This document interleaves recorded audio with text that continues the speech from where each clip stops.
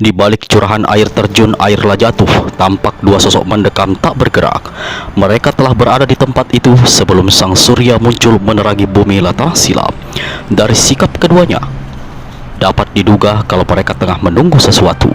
Di langit awan pagi berarak biru. Dari arah timur, serombongan burung melayang ke jurusan barat. Sosok di sebelah kanan mengusap wajahnya. Orang ini bertubuh besar kekar. Di pertengahan keningnya menempel sebuah benda menyerupai kaca sebesar kuku ibu jari kaki. Lagandrung, sejak dini hari kita berada di sini. Saat ini matahari sudah mulai tinggi. Orang yang kita tunggu belum juga muncul. Apa kau yakin dia akan datang ke sini? Wahai adikku Lagandring, jangan kau ragukan apa yang kau ketahui dan kukerjakan. Sejak puluhan tahun, setiap pertengahan bulan ganjil, hantu tangan empat selalu datang ke tempat ini untuk membersihkan diri, berlangir, bersiram air bunga. Sabarkan hatimu, kita tunggu saja. Dia pasti datang, menjawab orang di samping kiri Lagandring. Muka dan sosok tubuhnya sangat menyerupai Lagandrung karena mereka berdua memang adalah saudara kembar. Satu-satunya tanda yang membedakan sang kakak dari adiknya ialah kalau di kening Lagandring menempel kaca berwarna merah, maka di kening Lagandrung melekat kaca berwarna putih. Yang membuat aku tidak sabar adalah hadiah yang menunggu kita di istana kebahagiaan. Si Luh Saryam itu, wahai, wajahnya memang tidak seberapa cantik, tapi belum pernah aku melihat gadis memiliki tubuh padat dan kencang seperti dia. Sewaktu penguasa istana kebahagiaan menyuruhku mengintai gadis itu ketika dia sedang mandi, rasanya mau kuterkam dia saat itu juga. Lagandrung tertawa mengekeh mendengar kata-kata adiknya itu. Kalau urusan kita selesai dan kita membawa kepala orang itu ke hadapan penguasa istana kebahagiaan, jangankan satu Luh Saryam, 10 gadis seperti dia bakal bisa kau dapatkan. Belakangan ini sang penguasa banyak gembiranya dan murah hati. Sebelum kita pergi, aku sempat melihat sekitar selusin perempuan cantik. Kebanyakan masih gadis-gadis, diturunkan dari sebuah kereta besar di pintu gerbang istana. Lagandring menyeringai dan basahi bibirnya dengan ujung lidah. Nasib kita memang sedang baik. Diangkat penguasa istana kebahagiaan menjadi orang-orang kepercayaan. Ucapan Lagandring terputus ketika dia melihat kakaknya membuat isyarat dengan gerakan tangan kanan. Aku mendengar sesuatu, suara sesuatu. Lagandring pasang telinganya, matanya menatap menembus curahan air terjun. Aku belum melihat apa-apa. Tadi telingaku memang menangkap sesuatu. Suara orang bersiul-siul. Agaknya orang itu bersiul sambil bergerak menuju ke arah air terjun ini. Wahai, apakah orang yang kita tunggu punya kebiasaan bersiul-siul seperti itu? Lagandrung pasang telinganya baik-baik lalu gelengkan kepala. Siulan itu bukan siulan biasa. Membawakan nyanyian tidak karuan pada nada iramanya, kata Lagandring. Bukan itu yang aku maksudkan. Siulan itu mengandung tenaga dalam tinggi. Apa kau tidak merasakan gendang-gendang telingamu bergetar dan semilir angin seperti berubah arah? Kau benar kakakku. Telingaku mulai terasa bergetar, malah ada rasa sakit, kata Lagandring pula. Lalu kembali dia memandang ke depan, menembus curahan air terjun Airlah Jatuh. Siapapun orangnya, dia bukan orang yang kita tunggu, berucap Lagandrung. Lihat, ada orang berkelebat di atas batu sana. Lagandring berseru sambil menunjuk ke arah deretan batu-batu yang mengelilingi telaga besar di depan air terjun. Sang kakak juga sudah melihat sosok orang yang melayang dan tegak di atas batu. Orang itu berdiri sambil bertolak pinggang. Dia memandang berkeliling sembari bersiul-siul. Rambutnya yang gondrong agak melambai-lambai, tertiup angin. Apa kataku? Ujar Lagandrung. Yang datang memang bukan orang yang kita tunggu. Orang itu bukan hantu tangan empat. Mungkin dia sengaja muncul dengan merubah wajah, ujar Lagandring. Aku tahu betul wajah asli hantu tangan empat. Menurut penguasa istana kebahagiaan, hantu tangan empat memang bisa merubah wajah, tapi jelas bukan wajah seperti orang yang berdiri di atas batu itu. Orang itu bertubuh kekar, masih muda dan berambut gondrong. Kau lihat sikapnya yang aneh. Sambil bersiul dia cengar-cengir dan sesekali menggaruk kepala. Cuma seorang pemuda tolol. Mengambil peduli, kata Lagandring. Kehadiran pemuda itu bisa merusak urusan kita, adikku Lagandring. Lekas kau usir pemuda itu dari tempat ini. Walau agak malas-malasan, tapi Lagandring lakukan juga perintah kakaknya itu. Sekali lompat saja dia menembus air terjun. Demikian cepat gerakannya hingga dia tidak sampai basah kuyup oleh jatuhan air. Sesaat kemudian dia sudah berada 4 langkah di hadapan pemuda berambut gondrong. Belum sempat membentak, pemuda di hadapan Lagandring malah menegur lebih dahulu. Astaga, kukira tidak ada orang di sekitar sini. Sahabat yang jidatnya kaca merah, apakah kau penghuni kawasan air terjun ini? Pertama, Lagandring membentak yang membuat pemuda berambut gondrong pocongkan mulut keheranan. Dalam hati, Viro memaki. Sialan, apa pertama yang dimasukkan makhluk berkaca di jidatnya ini? Pertama, kita tidak bersahabat. Oh begitu. Tidak bersahabat boleh-boleh saja. Aku tidak rugi, kau juga mungkin tidak untung. Kedua, apa yang kedua? Si gondrong kembali pocongkan mulutnya dan garuk-garuk kepala. Kedua, lekas tinggalkan tempat ini. Walah, aku baru saja sampai di sini, sudah disuruh pergi. Apa-apaan ini? Memangnya tempat ini termasuk telaga dan air terjun milikmu? Aku akan menghitung sampai 3 kali. Jika pada hitungan ketiga kau tidak angkat kaki, berarti kau minta mati. Hardik Lagandring. Pemuda berambut gondrong tertawa gela-gela. Kau jago berhitung rupanya. Coba ini berapa? Si gondrong lalu acungkan jari tangan kanannya. 1, teriak Lagandring. Tentu saja dia berteriak bukan menyahuti pertanyaan si pemuda, tapi sebagai memberi tanda bahwa dia sudah mulai dengan hitungan pertama. Pintar, memuji pemuda di hadapan Lagandring sambil senyum-senyum. Sekarang ini berapa? Lalu pemuda itu acungkan kedua jari tangan kanan. 2, berseru Lagandring. Mukanya mulai kaku mengetam. Kaca merah di keningnya memancarkan sinar aneh. Hebat, seru pemuda gondrong. Kalau ini berapa? Dia kini acungkan 3 jari tangan kanan. 3, teriak Lagandring. Kembali si gondrong tertawa galak-galak. Tapi tawanya langsung lenyap ketika dengan didahului suara menggembor marah, tiba-tiba Lagandring menerjang dengan satu serangan dahsyat. Yat! Tangan kanan memukul ke dada, kaki kanan ikut menyusul menendang ke bawah perut. Belum lagi 2 serangan itu melesat setengah jalan. Anginnya saja sudah menghantam laksana dorongan 2 batu besar. Melihat datangnya 2 serangan ganas itu, tanpa ayal si pemuda cepat melompat ke udara. Lagandring sampai di atas batu tepat di bawah lawan yang diserang. Begitu 2 serangannya gagal, dia segera menghantam ke atas. Angin sedahsyat topan perhara melabrak. Pemuda gondrong berseru keras. Dia berjumpalitan di udara, lalu turun dan berusaha jejakkan kedua kakinya di atas batu di tepian telaga. Dia tidak menduga batu yang satu itu demikian licinnya karena terselimuti lumut. Walau dia berusaha imbangi diri, namun tak urung tubuhnya limbung dan mencebur masuk ke dalam air telaga. Untungnya telaga itu hanya sedalam dada. Dengan cepat si pemuda bergerak menuju tepian.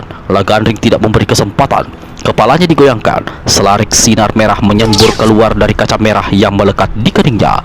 Melihat datangnya sambaran sinar merah yang pasti sangat berbahaya, pemuda berambut gondrong hantamkan kaki kanannya ke dasar telaga. Tubuhnya melesat miring, jatuh 3 tombak dari tempatnya semula. Walau dia bisa menyelamatkan diri, namun saat itu terjadilah satu hal yang luar biasa. Sinar merah yang gagal menghantam si pemuda mendarat di permukaan telaga. Air telaga serta-merta berubah menjadi merah dan bergejolak, mengeluarkan suara seperti mendidih. Si pemuda berteriak kaget ketika merasakan telaga yang tadinya sejuk kini berubah panas luar biasa. Sebelum sekujur tubuhnya matang direbus, pemuda ini melompat ke bagian tepi telaga yang terdekat. Lagandring tidak tinggal diam. Dia bertindak cepat. Baru saja si gondrong menjejakkan kaki di tepian telaga dengan sekujur tubuh mengepulkan asap merah panas, Lagandring telah berada di hadapannya. Lelaki ini goyangkan kepalanya dan kembali sinar merah melesat ganas dari kaca merah yang menempel di keningnya. Kurang ajar. Jahanam satu ini benar-benar tidak memberi kesempatan padaku, memengaki si gondrong. 2 lututnya ditekuk, tenaga dalam dialirkan ke tangan kanan. Lagandring tidak sempat memperhatikan bagaimana tangan lawannya kini sebatas siku ke bawah berubah menjadi putih berkilauan laksana perak sampai ke ujung-ujung kuku.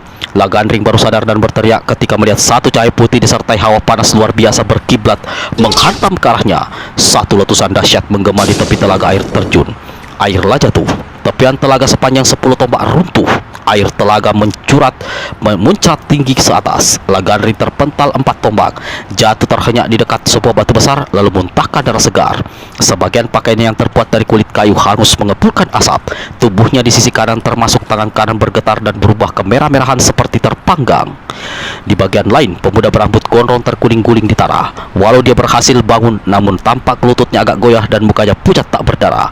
Sepasang matanya memandang mendelik pada Lagandring. Untung tubuhku sudah berubah besar begini. Kalau masih cebol seperti dulu, bentrokan pukulan sakti tadi pasti akan membuatku konyol. Si pemuda membatin. Dari kata-kata yang diucapkan dalam hati ini, serta melihat kepada ciri-cirinya, sudah bisa diduga si pemuda bukan lain adalah pendekar kita, murid Eyang Sinto Gendeng, Wiro Sableng, yang jalan hidupnya telah membawa dirinya tersesat ke negeri Latanah Silam, satu negeri 1200 tahun silam. Tiba-tiba Lagandring berdiri, matanya menyala laksana api, tangan kanannya bergerak mencabut kaca merah yang ada di keningnya, mulutnya berkomat kamit seperti membaca mantra. Kaca merah yang ada dalam genggamannya mengepulkan asap. Di saat yang sama, tubuhnya berubah menjadi besar dan tinggi. Astaga, dia berubah menjadi 2 kali lebih besar. Pendekar 212 tercekat. Kalau tadi dia masih mengarahkan setengah saja dari tenaga dalamnya, kini dia alirkan seluruh hawa sakti yang ada dalam tubuhnya ke tangan kanan. Akan kuhantam selangkangannya.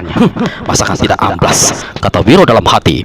Tangan kanannya segera diangkat ke atas, ditarik ke belakang.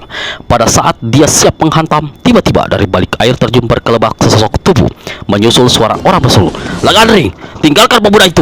Orang yang kita tunggu sudah datang." Lagandring menyeringai buruk. "Kau masih untung anak muda.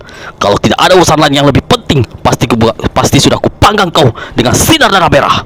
Wiro Sableng menyeringai lalu menjawab, "Sebenarnya kau yang lebih beruntung. Tadinya aku sudah siap berubah perabotan di bawah perutmu menjadi lontong basi dan telur rebus busuk. Pemuda jahanam, kali ini kau kulepas hidup-hidup.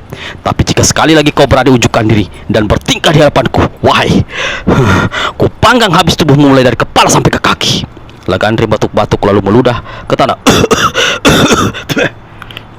Ludahnya bercampur darah, tanda bentrokan pukulan sakti yang sama-sama mengandung tenaga dalam tinggi tadi telah menyebabkan dirinya terluka di dalam.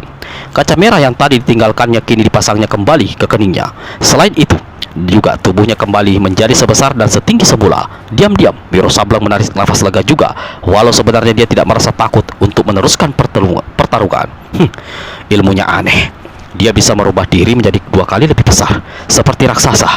Melihat gelagatnya, dia bukan bangsa makhluk baik-baik. Dia bicara segala macam urusan penting. Lalu, siapa tadi yang berseru padanya dan melesat dari balik air terjun di sana? Wiro ikuti kepergian Lagandring dan dengan pandangan mata, ternyata orang itu berkelebat ke arah timur air terjun. Air terjun itu mengingatkan Wiro pada tempat kediaman hantu tangan 4 yang dulu pernah dikunjunginya bersama Pri Angsa Putih. Di situ telah menunggu seseorang yang bentuk serta sosok wajahnya sangat mirip dengan Lagandring. Kedua orang itu tampak bicara cepat lalu menyelinap ke sebuah balik batu besar di belakang batang kayu yang tumbuh miring ke tepi telaga. Agaknya akan terjadi sesuatu di tempat ini. Sementara aku menunggu teman-teman, tidak ada salahnya mencari tahu apa yang hendak dikerjakan 2 orang itu. Mereka seperti kembar. Lalu Wiro menyelinap di balik serumputan semak belukar. Tanpa suara, dia melesat naik ke atas pohon berdaun rindang. Dia tak lama menunggu. Dari balik pepohonan di sebelah kiri air terjun, Wiro melihat sosok seorang kakek berambut putih panjang riap-riapan. Kumis serta janggutnya juga putih panjang. Jidat, hidung, dan pipi sama rata. Di bawah kirinya tergantung sebuah kantung jerami. Walau cukup jauh, namun Wiro segera bisa mengenali kakek itu bukan lain adalah hantu tangan 4. Dicari-cari susah ketemu. Kini kakek itu tahu-tahu muncul dekat air terjun. Apa yang hendak dilakukannya di tempat ini? Memandang ke kiri, Wiro melihat sepasang manusia kembar yang jidatnya dipasangi kaca putih dan merah berkelebat dari balik pohon ke pohon lainnya, mendekati arah di mana hantu tangan 4 berdiri tengah menikmati pemandangan indah sekitar telaga dan air terjun. Wiro berpikir-pikir, jangan-jangan urusan penting yang tadi dikatakan orang itu ada sangkut pautnya dengan hantu tangan 4. Wiro terus memperhatikan. Di tempatnya berdiri, hantu tangan 4 mengambil sesuatu dari dalam kantung jerami. Ternyata yang dikeluarkannya dari dalam kantung itu adalah segenggam bunga berbagai rupa dan warna. Bunga-bunga itu kemudian ditebarkannya di permukaan air sambil melangkah berkeliling di tepi telaga. Di satu tempat, mendadak langkah si kakek tertahan. Sepasang matanya menatap ke bagian atas telaga. Segenggam bunga terakhir yang barusan dilempar ditebarkannya ke dalam telaga tidak luruh jatuh ke atas air, tetapi tergantung di udara 10 jengkal dari permukaan air telaga. Wahai, bagaimana mungkin bunga-bunga itu melayang di udara, jatuh tidak bergerak pun tidak? Si kakek membatin. Dia memandang berkeliling, lalu tampak dia tersenyum dan usap janggut putihnya. Ada orang yang sengaja hendak unjukkan kehebatan tenaga dalam, sengaja menahan jatuhnya bunga ke atas air. Satu peragaan yang hebat. Apakah di balik kehebatan ini tersembunyi maksud baik atau maksud buruk?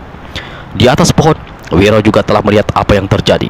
Dia melirik ke kiri, di mana kedua orang kembar tadi terus berkelebat mendekati hantu tangan empat. Tidak seperti tadi, kali ini sambil bergerak, mereka angkat tangan kiri ke samping, sama datar dengan tingginya bunga-bunga yang tergantung di permukaan telaga. Tak selang berapa lama, keduanya melintas di bawah pohon di atas di mana Wiro berada. Di sini mereka mendekam sesaat, tegak tak bergerak sambil dua tangan direntang ke samping sama tinggi dengan bunga-bunga yang menggantung di atas telaga air. Di sempatnya berdiri, hantu tangan empat kelihatan terus saja mengusap janggutnya dengan tangan kanan. Tapi perlahan-lahan tangan kiri diangkat lalu ditempelkan menyilang di atas dada. Bunga-bunga di atas telaga yang tadinya dia menggantung di udara perlahan-lahan bergerak turun ke bawah. Dari sini sudah bisa dinilai bagaimana tingkat tenaga dalam Lagandrung yang digabung dengan Lagandring masih kalah yang dimiliki si kakek berjuluk hantu tangan empat itu. Lagandring, lihat, lipat gandakan tenaga dalammu, rentang dua kaki, lawan mengajak adu kekuatan. Kita berdua, dia sendiri, masakan kalah. Mendengar ucapan kakaknya itu, Lagandri segera salurkan seluruh tenaga dalamnya ke tangan kiri kanan. Dua kaki bergeser merenggang. Saking hebatnya pengerahan tenaga dalam dua saudara kembar itu, sepasang kaki mereka sampai amblas setengah jengkal ke dalam tanah yang mereka pijak. Kelihatan kepulan asap. Di atas batu di tepi telaga, kakek berjuluk hantu tangan empat melihat bunga itu di atas telaga bergoyang-goyang. Lalu perlahan-lahan dia merasakan pula dua kakinya mulai bergetar. Getaran itu turun ke batu yang dipijaknya. Hantu tangan empat adalah seorang tokoh yang disegani, yang memiliki kesaktian tinggi serta tenaga dalam yang sudah mencapai puncaknya. Namun diserang gabungan dua kekuatan lawan begitu rupa, tak urung dia mengalami kesulitan. Hantu tangan empat memandang ke arah bunga-bunga di atas permukaan telaga. Sebentar lagi bunga-bunga itu akan hancur menjadi pupuk. Kalau aku tidak sanggup bertahan, kekuatan tenaga dalam menyerang bisa mencelakai diriku. Si kakek lalu kerahkan seluruh tenaga dalam yang dimilikinya. Namun dia tidak bisa bertahan lama. Apa yang barusan diduganya menjadi kenyataan. Sesaat kemudian terdengar suara berkepanjangan menyusur. Belasan bunga yang menggantung di atas telaga hancur menjadi bubuk.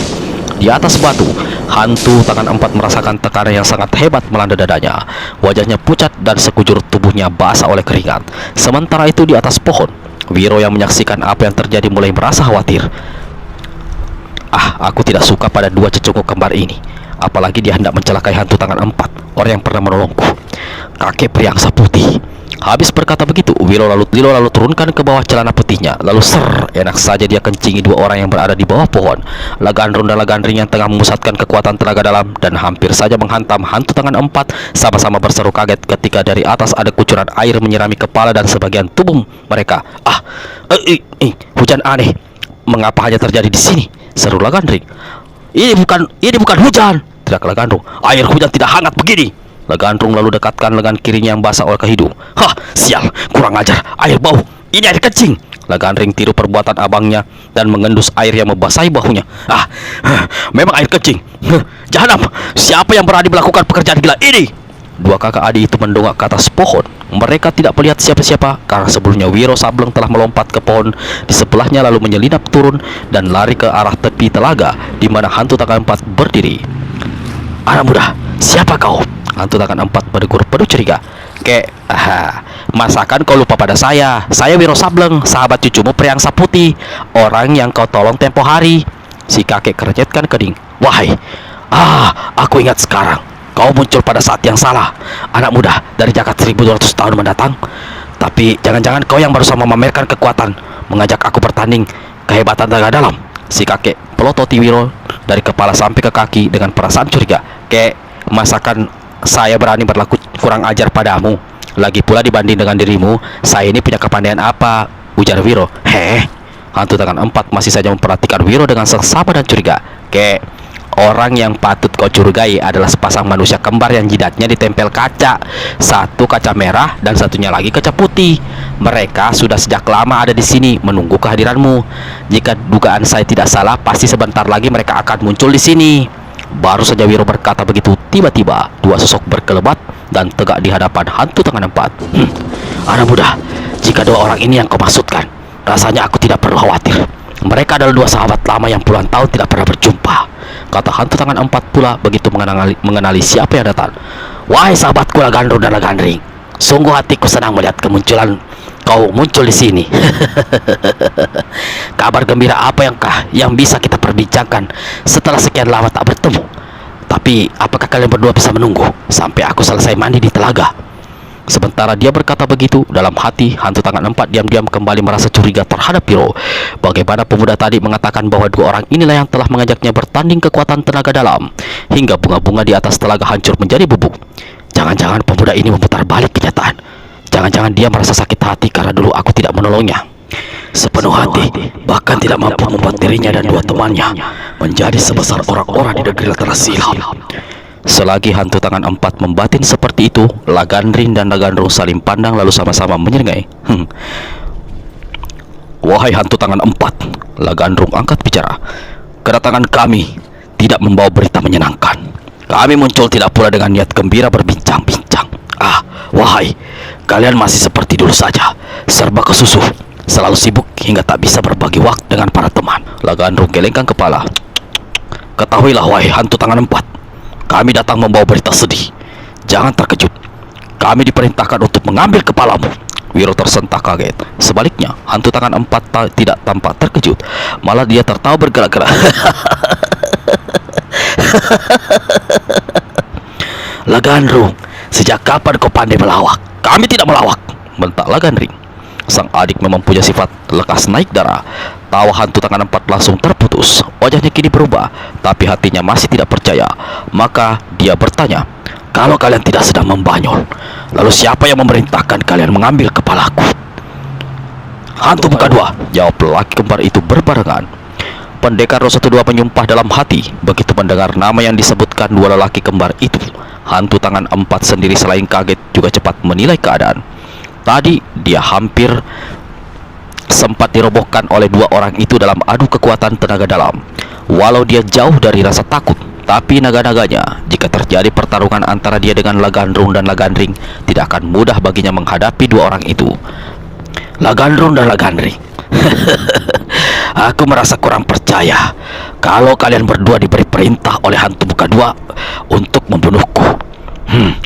Mungkin kalian tidak tahu, tapi sampai saat ini aku sendiri berada di bawah kekuasaan orang yang merasa dirinya sebagai raja di raja segala hantu di negeri Latara Silam ini.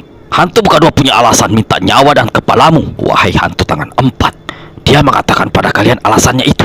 Tanya hantu tangan empat. Hantu muka dua marah besar. Kau menghilang setelah gagal melakukan perintahnya, jawab Lagandrung pula. Perintahnya yang mana?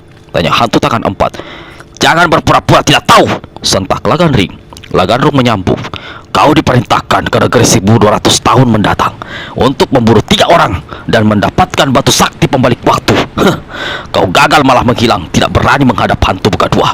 Lalu ada yang memberitahu pada penguasa istana kebahagiaan itu bahwa kau justru telah membantu 3 orang yang seharusnya dibunuh itu. Betul, membuat mereka menjadi lebih besar dari sosok aslinya, kata Lagandring. Kalau kini hantu muka dua minta kami untuk mengambil kepalamu, apa kau berani melawan? Seharusnya hal itu sudah dilakukannya begitu kau kembali menginjakkan kaki di negeri Latara Silam ini. Wahai, apa kalian berdua tahu? Aku terpaksa tunduk pada hantu muka dua karena dia menguasai istriku Luh Barini. Sekarang terbukti jahatnya. Setelah menculik dan menguasai Luh Barini, dia masih mau memerintah kalian untuk membunuhku. Kalau begitu, selain kau pasrahkan istrimu, kau juga pasrahkan diri sendiri untuk kami bunuh, kata Lagandrung pula sambil menyeringai. Wahai, kalau sebagai sahabat kalian tega melakukannya, kalian tunggu apa lagi? Cepat saja turun tangan. Apa aku pasrah atau bagaimana? Lihat saja nanti. Namun sebelum kalian bertindak, izinkan aku mandi di telaga ini untuk terakhir kali. Habis berkata begitu, hantu tangan empat mengeruk kantung jerami yang tergantung di bahunya, mengeluarkan segenggam bunga. Bunga aneka warna ini kemudian ditebarkannya di permukaan air telaga sambil mulai melangkah seolah Lagandrung dan Lagandring tidak ada di tempat itu. Melihat diri mereka dipandang enteng, marahlah dua lelaki kembar itu. Keduanya segera menyerbu. Tahan! Tiba-tiba pendekar 212 Wiro Sableng berseru dan melompat ke tengah kalangan. Pemuda keparat, berani-beraninya kau masih ada di tempat ini, hadir Lagandring. Jangan-jangan dia yang tadi mengencingi kita dari atas pohon, ujar Lagandrung dengan muka beringas penuh berang. Kalian pernah bersahabat. Mengapa sekarang mau saja disuruh hantu muka dua membunuh kakek ini, sahabat sendiri? Itulah kehidupan, wahai anak muda.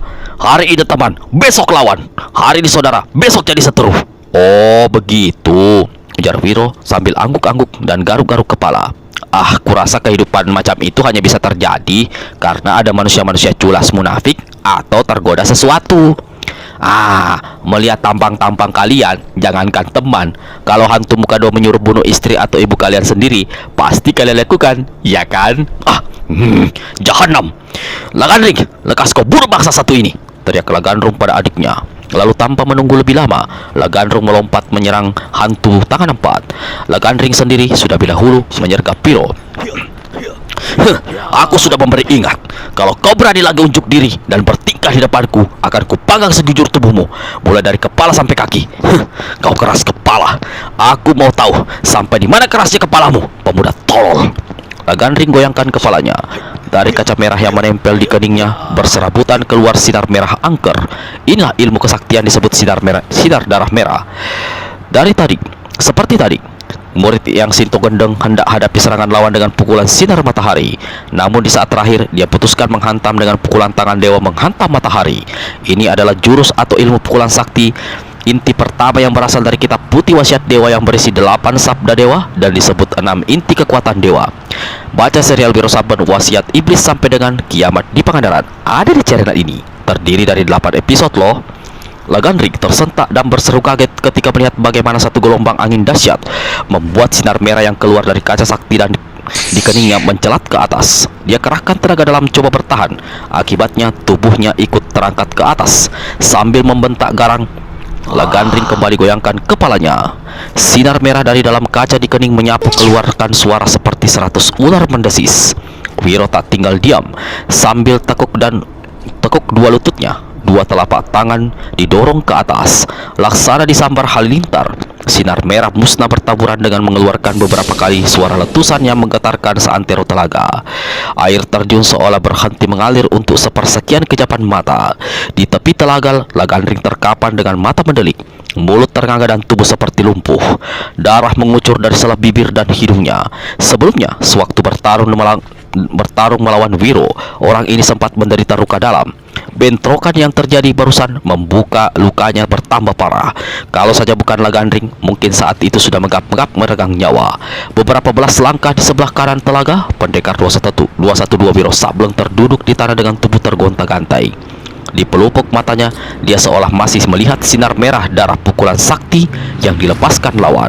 Walau dia memejamkan mata sekalipun, untuk beberapa saat lamanya, sinar merah itu masih menyelubungi pemandangannya. Dadanya berdengung keras tanda jantung dan darahnya berada dalam keadaan tidak wajar. Murid Eyang Sinto Gendeng cepat duduk bersila, atur jalan darah dan pernafasannya. Perlahan-lahan dia kerahkan tenaga dalam ke bagian tubuh yang dirasakannya cedera. Selagi keadaannya belum pulih betul, di depan sana dilihatnya Lagandring dengan terhuyung-huyung bangkit berdiri. Tangan kanannya bergerak mencabut kaca merah di keningnya. Dia hendak merubah dirinya menjadi raksasa kembali. Wiro sadar apa yang akan segera terjadi. Terhuyung-huyung dia bangkit pula berdiri. Sebelum kaca merah di tangan lawan mengumpulkan asap, Wiro segera melabrak Lagandring dengan jurus kilat penyambar puncak gunung.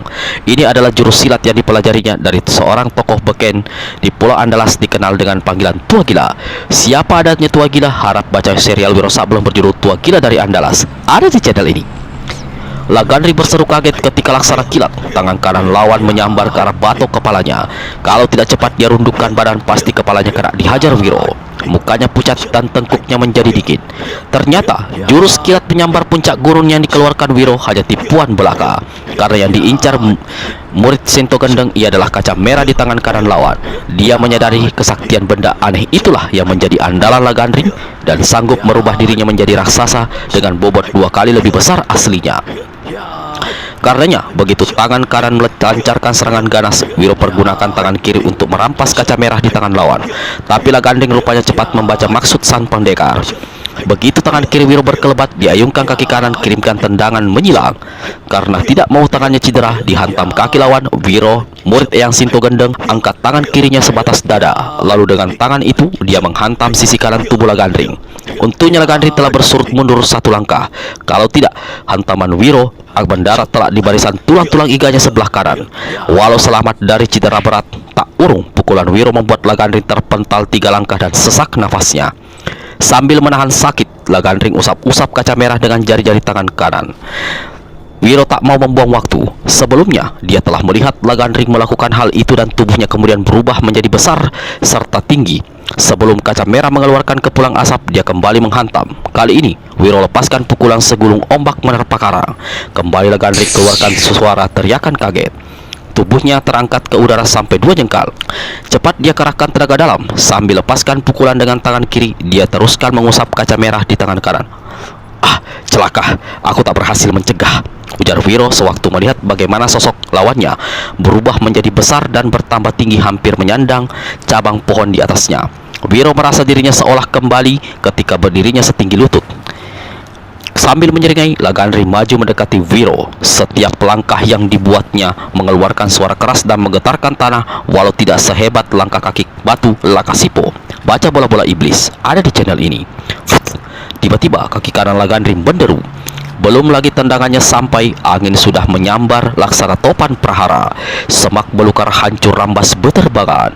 Pohon-pohon di kiri kanan berderak patah. Mati aku!" jerit Wiro ketika tubuhnya ikut tersapu. Begitu jatuh di antara semak belukar, dia segera menyelinap. Tapi Lagandring bergerak cepat sekali. Belum sempat Wiro bangkit berdiri, kaki Lagandring sudah berada di depannya dan kembali menendang.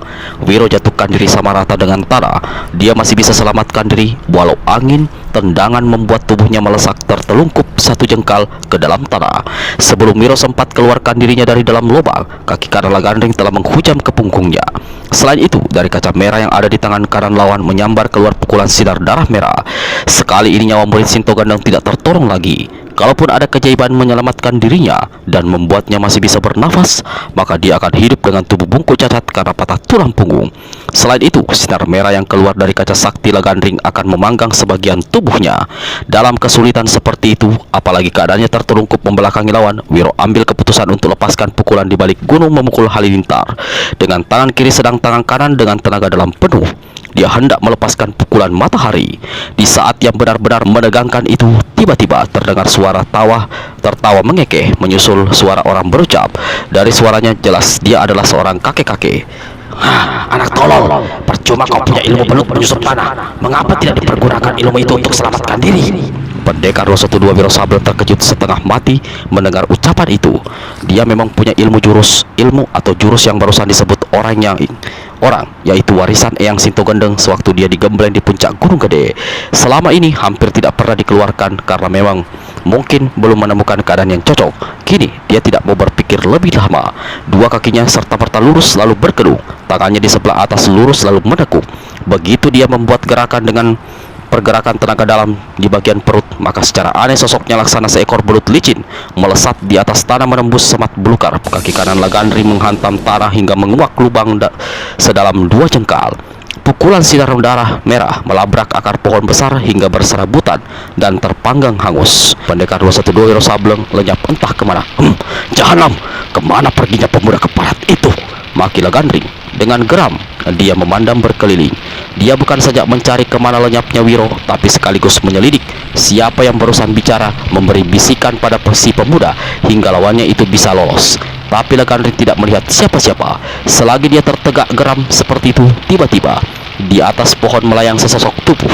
Lagandring cepat balikkan diri. Begitu dia merasa ada sambaran angin, namun terlambat. 2 tangan yang meskipun kecil dibanding dengan tangannya menggelung lehernya. Sebuah tumit menekan urat besar di lehernya hingga tubuhnya seperti setengah kaku. Nafasnya megap-megap dan lidah terjulur, sementara tulang lehernya seperti mau berderak patah. Jahanam, kukunya tubuhmu! Teriak Lagandring. Dicekalnya sosok yang menyekik tubuhnya lalu puk. dibantingnya ke tanah. Namun akibat gerakannya itu, kaca merah yang ada di dalam genggamannya terlepas jatuh ke tanah, menggelinding ke dekat orang yang berusaha dibantingnya. Orang ini ternyata adalah sosok Wiro Sableng. Sebelum tubuhnya jatuh ke tanah, murid Eyang Sintogendep berjumpa litan lalu siap menyelinap ke balik pohon selamatkan diri. Ketika hendak melompat, dia sempat melihat kaca merah milik Lagandring menggelinding di tanah dan menyusup masuk ke dalam semak belukar. Wiro cepat sambar benda itu, lalu sembunyikan di balik pakaiannya. Karena tidak lagi memegang kaca merah sakti, sosok Lagandring perlahan-lahan mengecil. Seperti semula, mukanya pucat, tubuhnya miring seperti layangan sikit. Dia memandang kian kemari mencari-cari kaca merahnya. Melihat lawan tidak lagi sebesar tadi, tanpa tunggu lebih lama, Wiro berkelebat keluar dari balik pohon langsung menyerang. Diterjang secara tiba-tiba, Lagandring berseru kaget. Dia balas menyerang hingga terjadilah perkelahian hebat. Sementara setelah 10 jurus berlalu, terlihatlah bahwa ilmu silat tangan kosong Lagandring berada jauh di bawah Wiro. Apalagi jurus-jurus yang dimainkan Wiro serba asing baginya. Maka tak urung Lagandring menjadi bulan-bulanan. Untung Wiro tidak punya niat jahat. Serangannya lebih banyak mempermainkan lawan seperti menggelitik, menjewer, menendang bokong, dan paling akhir di puncak kejahilannya, Wiro tarik lepas cara Lagandring yang terbuat dari kulit kayu hingga orang ini kalang kabut. "Lagandring, lekas tinggalkan tempat ini!" Tiba-tiba terdengar suara Lagandrung. Dalam keadaan seperti itu, tentu saja Lagandring tidak pikir panjang. Tanpa banyak bicara, dia menghambur lari mengikuti kakaknya. Kalau untuk itu, dia masih ketiban nasib sial karena pantatnya sempat ditendang Wiro. Apa yang terjadi dengan Lagandrung? Setelah memerintahkan adiknya menyerang Wiro, Lagandrung langsung menyerbu hantu tangan empak yang acuh tak acuh terus saja menebar kembang di atas permukaan air telaga. Pukulan-pukulan Lagandrung datang laksana air bah. Hantu tangan empat pergunakan bunga dalam genggamannya untuk menangkis serangan lawan. Walau cuma bunga lembut, namun karena sudah diisi tenaga dalam, bunga-bunga itu berubah laksana menjadi batu dan melesat menyambar bersiuran ke arah Lagandrung. Orang ini mungkin akan sulit menghindari serangan belasan bunga itu. Tapi Lagandrung dengan mudah bisa mengelak. Ketika dia kembali hendak menyerbu, di hadapannya hantu tangan empat seraya berkata, "Kita pernah bersahabat. Jangan kau termakan perintah jahat hantu muka dua. Habisi semua kegilaan ini sampai di sini." Hantu tangan empat memandang ke langit-langit. "Wahai, matahari sudah tinggi. Aku perlu cepat-cepat mandi." Lagandrung meludah dan menjawab dengan serangnya menjadi, "Kau boleh mandi kalau air telaga sudah kucampur dengan darahmu." Habis berkata begitu, Lagandrung goyangkan kepalanya. Dari kaca putih yang menempel di keningnya menderus sinar putih sangat panas. Hantu tangan empat lemparkan kantung jerami yang ada di bahunya. Benda ini hancur lebur berantakan. Sinar putih terus menyambar ke arah curahan air terjun. Terdengar berkepanjangan suara seperti besi panas yang dicelupkan ke dalam besi sewaktu sinar putih menembus curahan air terjun. Lalu dinding batu di belakang air terjun kelihatan terkuak. Sesaat kemudian hancur berantakan. "Hantu tangan empat, kau mau lari kemana? Jangan harap bisa lolos dari tanganku!" Lagandrung berteriak ketika dia tidak lagi melihat si kakek. "Aku berada di sini, Lagandrung. Himbauan seorang teman tidak kau dengar. Apalagi yang harus kulakukan? Aku terpaksa mengajarnya adab bersopan santun padamu, wahai Lagandrung." Lagandrung kertakarlah. Dia dibalikkan tubuh. Hantu tangan empat dilihatnya duduk bersila di atas sebuah batu besar di tepi telaga, menatap menyeringai ke arahnya. Ketika dia memperhatikan, ternyata si kakek sebenarnya tidak duduk bersila di atas batu itu, karena sosoknya menggantung di udara satu jengkal di atas batu. Dari apa yang disaksikannya itu, sebenarnya Lagandrung menyadari bahwa ilmu dan tenaga dalam hantu tangan empat berada jauh di atasnya. Namun karena sudah kepalang tanggung untuk mundur begitu saja, tentu dia merasa malu. "Hantu tangan empat, bicaramu sombong amat, hendak mengajarkan tata cara bersopan santun padaku. Padahal sebelum kita dilahirkan, adab sopan santun itu sudah ada di negeri Latara Silam ini. Karenanya, biar aku saja yang memberi pelajaran padamu. Kau tak lebih dari seorang kacung yang tidak becus melakukan perintah tuan besarnya. Jadi pantas kepalamu ku coba dari tubuhmu." Hantu tangan empat tertawa mengekeh.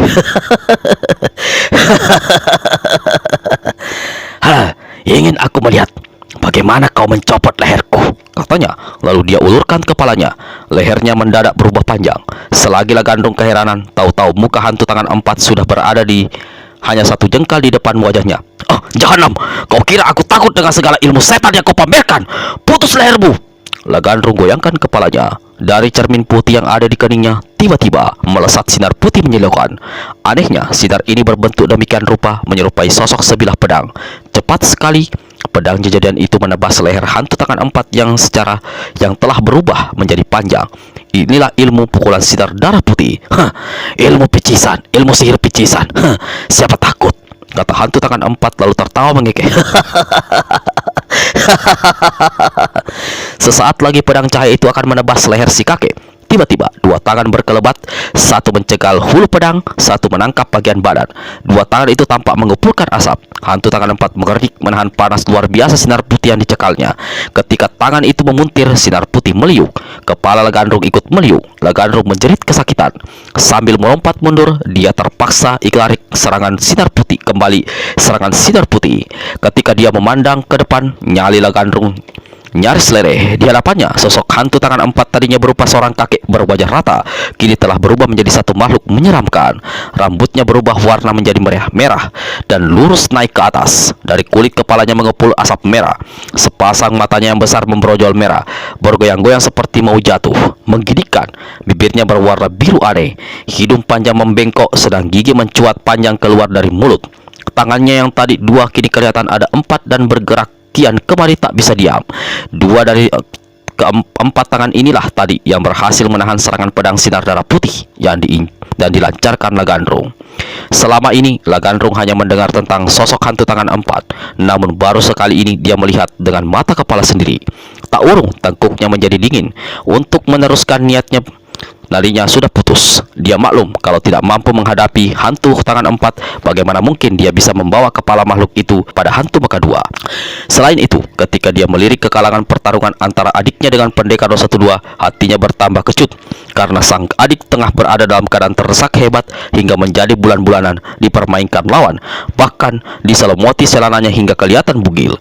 Melihat gelagat yang tidak baik ini, Legandrung lalu berteriak agar si adik mengikutinya melarikan diri. Hantu tangan empat tertawa terkekeh-kekeh ketika melihat dua saudara kembar itu lari lintang pukang. Legandrung di sebelah depan, adiknya di sebelah belakang sambil pegangi pantat celananya yang robek dipetot Wiro. Murid yang Sinto Gandang sendiri memperhatikan kedua orang itu sambil tertawa-tawa. Satu tangan menunjuk pantat Legandring yang tersingkap tak karuan, satu tangan lagi menggaruk-garuk kepala. Begitu Legandrung dan Legandring lenyap, pendekar 212 segera mendatangi hantu tangan empat yang saat itu telah kembali ke bentuknya semula, yaitu seorang kakek bermuka rata. Kek, kau tak apa-apa? Tanya Wiro. Hantu tangan empat usap matanya yang basah oleh air mata karena tertawa terpingkal-pingkal tadi. Kau sendiri bagaimana? Hampir celaka. Untung ada seseorang menolong, jawab Wiro. Hantu tangan empat hanya manggut-manggut seolah tak mau bertanya siapa adanya orang yang menolong Wiro tadi. Dia memandang ke arah telaga lalu berkata pada Wiro, anak muda, kau jangan kemana-mana dulu. Tunggu sampai aku selesai mandi. Lalu enak saja kakek itu ceburkan diri ke dalam telaga. Anehnya, setelah ditunggu sekian lama, sosok hantu tangan empat tak kunjung muncul. Mau tak mau pendekar 212 jadi agak gelisah. Kek, hantu tangan empat. Kek, hantu tangan empat. Wiro memanggil, tak ada jawaban. Air telaga kelihatan tenang. Jangan-jangan dia jatuh pingsan ke dalam air, pikir Wiro. Dia segera hendak terjun ke dalam telaga, tapi biur, hantu tangan empat muncul sambil tertawa terkekeh. Tua bangka brengsek, maki Wiro dalam hati. Dia memutar tubuhnya. Hei, kau mau kemana? Terdengar suara hantu tangan empat berteriak. Tidak kemana-mana, hanya mencari orang yang barusan menolongku, jawab Wiro. Lalu dia berkelebat ke arah suara sebuah pohon besar dari arah mana tadi. Dia mendengar suara kakek-kakek yang memberi petunjuk agar dia mengeluarkan ilmu belut menyusup tanah. Wiro bolak-balik mengitari pohon besar sampai 5 kali. Tapi dia bahkan memanjat naik ke atas pohon itu, tapi dia tidak bisa menemukan siapa-siapa. Sayang sekali. Menyesal aku tidak bertindak cepat. Orang yang menolongku itu mungkinkah sudah pergi tanpa aku sempat menemui dan mengucapkan terima kasih. Wiro melihat ke arah air terjun. Di dalam telaga, hantu tangan empat masih asyik berkecimpung mandi. Sambil garuk-garuk kepala, Wiro akhirnya dudukkan diri di bawah pohon besar. Belum lama duduk, mendadak dia mendengar suara geberisik semak belukar. Lalu ada suara orang menyanyi. Na na na na ni ni ni ni. Na na na na na ni ni ni ni. Orang gila dari mana kesasar dan menyanyi tempat ini, pikir pendekar kita sambil bangkit berdiri dan celingak-celinguk mencari orang yang menyanyi. tapi dia tidak melihat siapa-siapa. Aneh. Suaranya begitu dekat, tapi orangnya tidak kelihatan. Wiro melangkah ke kiri, berputar ke kanan, membelok lagi ke kiri. Tetap saja dia tidak melihat siapa-siapa. Na na na na, ni ni ni ni, na na na na na na, ni ni ni ni ni. Wiro memandang berkeliling, hatinya mulai merasa was-was. Jangan-jangan tempat ini ada hantu pelayangannya, katanya dalam hati. Mendadak sudut matanya menangkap sesuatu. Dia berpaling ke kiri. Astaga, benar-benar aneh. Tadi aku mundar-mandir berulang kali ke tempat ini, tak ada siapa-siapa. Kini ada orang itu. Wiro cepat melangkah ke balik satu pohon kayu. Di sini dia memperhatikan 10 langkah di hadapannya ada seorang kakek-kakek memegang payung dari daun-daun kering sambil bernyanyi nana nana nini nini. Dia melangkah setengah menari-nari mengelilingi sepokok pohon keladi hutan. Di punggungnya si kakek membekal sebuah kantong panjang. Murid Sinto Gendeng tekap mulutnya menahan tawa. Banyak hal yang membuat Wiro ingin tertawa terpingkal. Kakek itu bermuka jelek selangit tembus. Pipinya keriput kempot, hidungnya pesek dan matanya belok. Lalu bibirnya mencuat karena deretan gigi-giginya yang tonggos. Berarti seumur hidup dia tidak pernah bisa mengatupkan mulutnya, kata Wiro geli dalam hati. Lalu sambil bernyanyi-nyanyi, si kakek goyang-goyangkan pinggulnya. Sesekali tubuhnya sebelah bawah didorong, dilejang-lejangkannya ke depan. Dan kini yang paling gila, kakek ini mengenakan celana dari kulit kayu yang bagian belakangnya sengaja dilorotkan ke bawah hingga pantatnya yang hitam kasap tersingkap jelas. Tidak melesat dugaanku.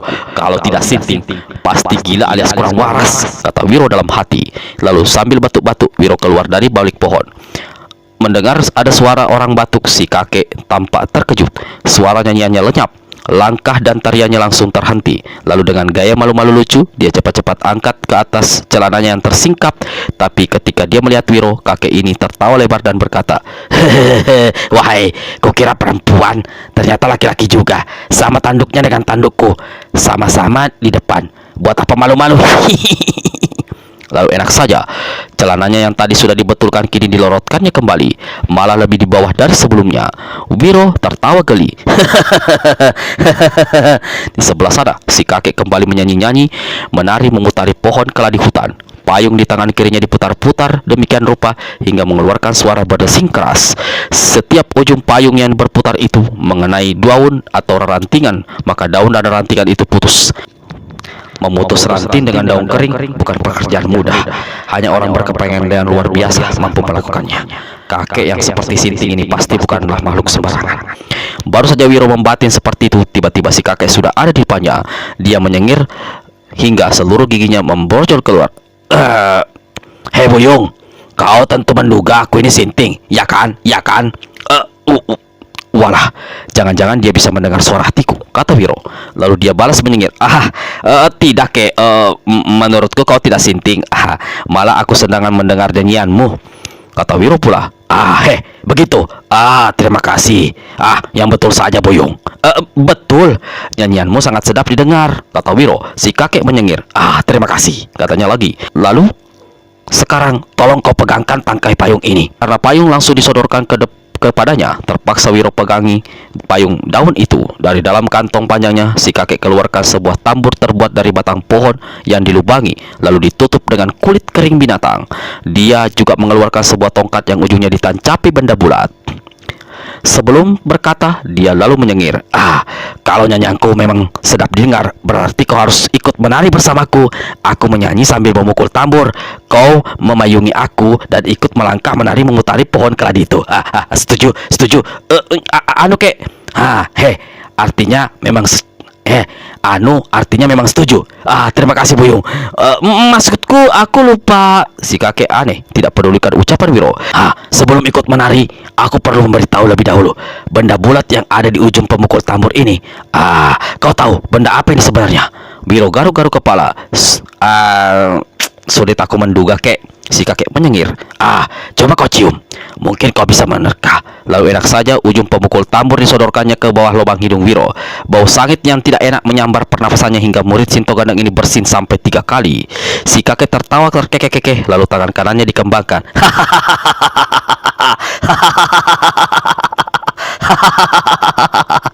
Diletakkannya di pinggir mulut.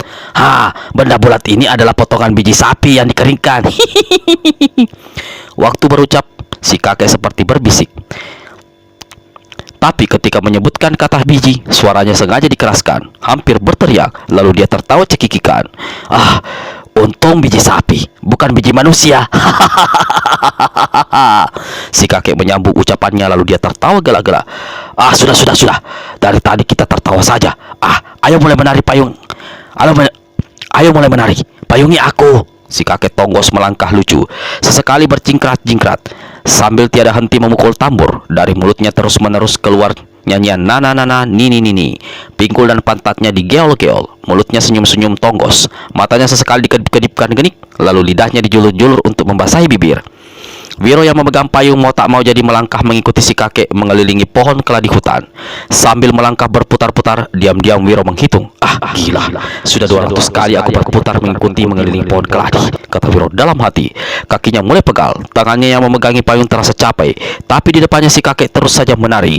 Semakin cepat dia menabuh tambur kecilnya, semakin cepat pula langkah dan tarinya. Tubuhnya meliuk-liuk. Memandang ke depan, Wiro melihat sosok kakek aneh itu seolah berputar sambil mengelilingi pohon keladi seperti sebuah gasing. Akhirnya Wiro memilih tegak saja berdiam diri. Hai, baru segitu saja kau sudah capek latihan. Tapi kalau menari dengan gadis cantik semalam suntuk pasti kau lakoni. Begitu kan? Ah, terima kasih kau sudah memayungiku. Kakek ini jatuhkan dirinya di tanah. Tambur dan pemukulnya dimasukkan ke dalam kantong panjang. Lalu dia ulurkan tangan mengambil payungnya. Payung ini tidak diletakkannya di tanah atau dilipatnya, tapi diletakkannya di atas kepala. Lalu acuh tak acuh seperti tidak ada apa-apa di kepalanya, dia berpaling pada Wiro. Matanya jelalatan memandangi pemuda itu dari kepala sampai ke kaki. Hidungnya yang pesek kembang kepis. Ah, wahai, aku baru sadar, kau orang asing, bukan orang sini. Kau pasti datang dari jauh. Si kakek tiba-tiba berkata. Bagaimana kau bisa tahu, kek? Tanya Wiro sambil garuk-garuk kepala. Ah, dari baumu, jawab si kakek Tonggos. Walah, memangnya bauku bagaimana? Tanya pendekar kita.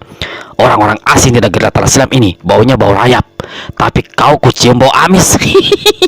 Ah, jangan-jangan hidungmu yang pesek salah cium, kek, kata Wiro agak sewot. Kakek Tonggos tertawa bergerak.